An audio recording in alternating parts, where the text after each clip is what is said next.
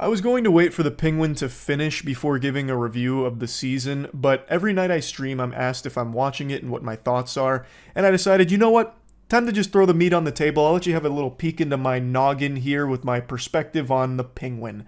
I think it's the best show of the year. I think it absolutely slaps. I watch it every Sunday right when it drops, and I am scratching at my neck before I get my fix. I am loving the show. There's only a couple episodes left, and I'm pretty confident that they're not going to fumble it.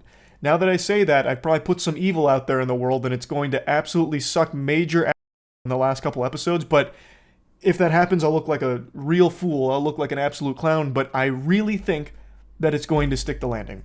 I said it. Hey, let the cards fall where they may now. I think the show has just been such a surprise. I didn't have high hopes for it. It wasn't even on my radar until I saw Colin Farrell talking about how miserable it was to get in a costume for the Penguin. And then I started watching it, and I was hooked right away. Colin Farrell as the Penguin, if he doesn't win an award for this performance, then the whole system is truly rigged. I think he has done such a great job. This is the only character in any series this year that has actually made me audibly giggle. Like, he walks the perfect line of being like, really comedic at times and super serious at times. And even when he's being comedic, it's being serious. It's not like he's going up there with like a stand-up routine like, hey, what's the deal with salt shakers or something.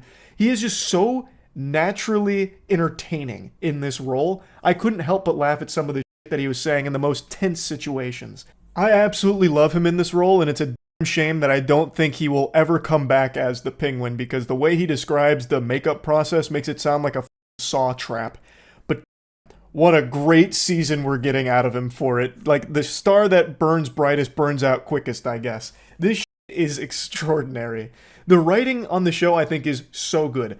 I went into this expecting some kind of like normal superhero cape type thing where it wasn't really going to be all that serious and it was going to be pretty generic.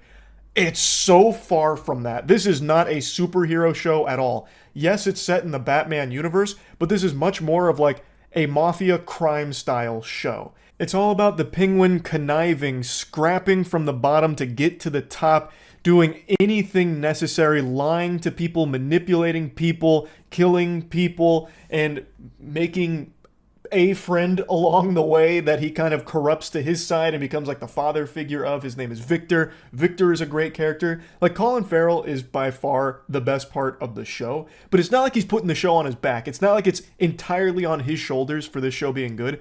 Everyone around him is really good too, like Victor, like Sophia Falcone. Sophia Falcone is extremely good too. Oz got her with the classic Schmeckeldorf, where in order to go from just a driver in the Falcone family, he may have snitched on Sophia and embellished a couple of details about her to Carmine, which had her locked up in Arkham for a decade, where she was tortured and just broken. And now she's out, and she's looking for revenge, she's looking for power, and she is so good.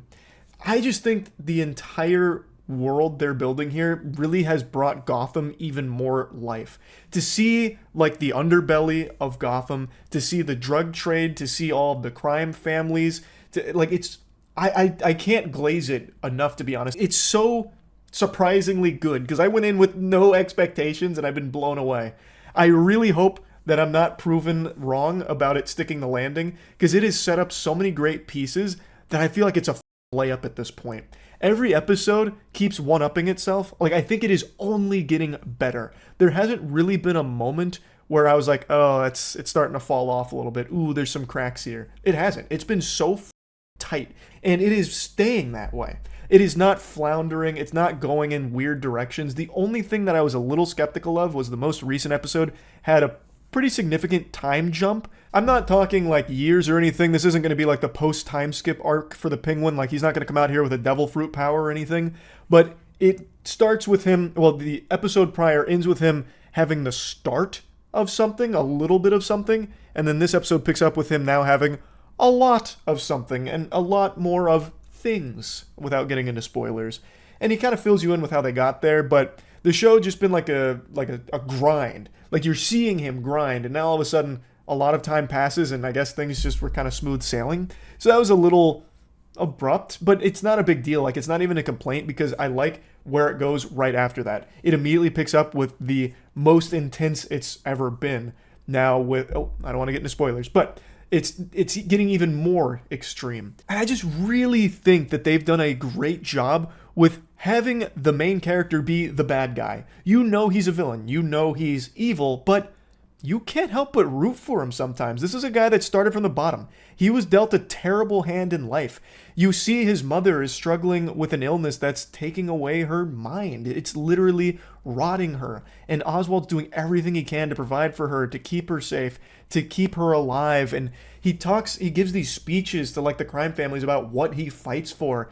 And it's, you know, the elite in Gotham are doing so much corrupt, shady shit. Like at one point they are literally stealing the power from Crown Point to power their mansions and City Hall, and so the people in Crown Point are suffering.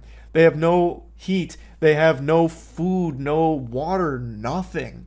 So like, yes, Oswald is definitely a bad guy. Like the murder, big thumbs down. Like you don't really like murder, but I mean, how do you not like at least understand how a character gets to this point?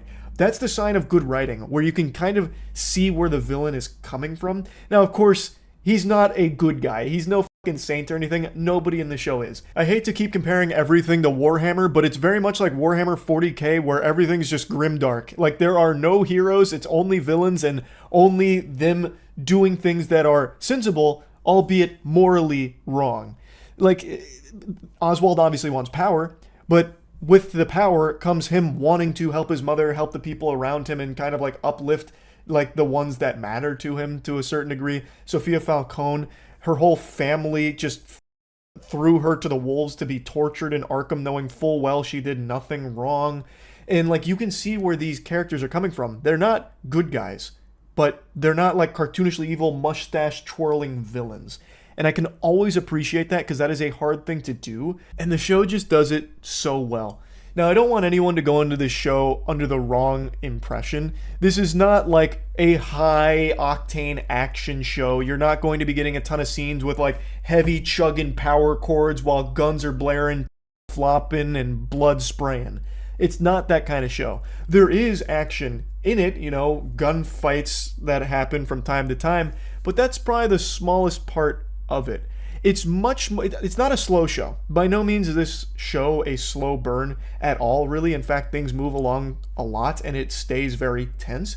It's just not really an action-oriented show. And when there is action there, it's good, but it's nothing like crazy. It's nothing you haven't seen before. It's normal firefights. Don't expect the Penguin to be doing like John Wick maneuvers, because he's not going to be doing that. He's going to sit there like a turret just blasting everyone fearlessly.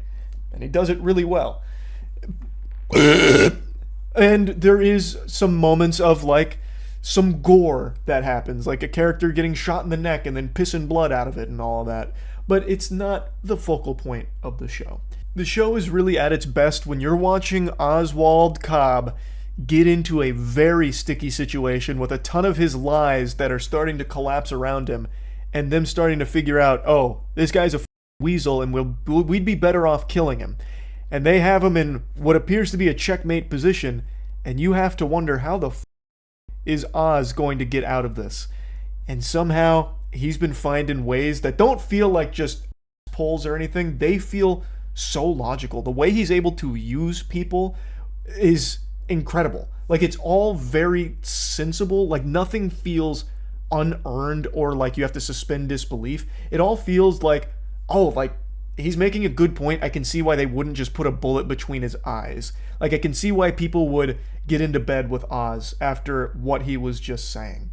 And it keeps him alive, and he keeps slowly but surely gaining power, gaining favor, getting a lot under his belt as he's working in the shadows, doing the dirty work. It's just so good. I really do think The Penguin is the best show on TV right now. For me, it's my favorite show of the year so far. I really hope I don't look like an absolute buffoon when the season finale airs in a couple weeks and it's trash. That would be awful. That would truly be a shame. But for now, love the show. I do highly recommend it. I think it slaps. That's about it. See ya.